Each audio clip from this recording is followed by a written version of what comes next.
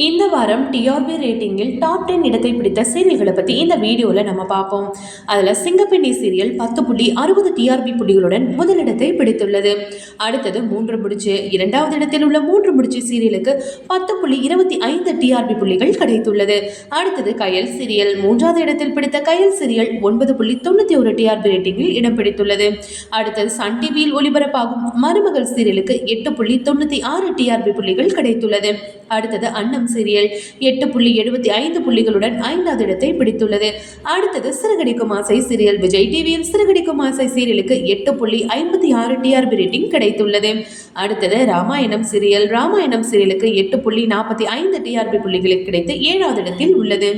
8வது இடத்தில் உள்ள எதிர்நீச்சல் சீரியல் 7.59 டிஆர்பி ரேட்டிங்கை பெற்றுள்ளது. அடுத்தது பாக்கியலட்சுமி சீரியல். பாக்கியலட்சுமி சீரியல் 6.90 புள்ளிகளுடன் 9வது இடத்தில் உள்ளது.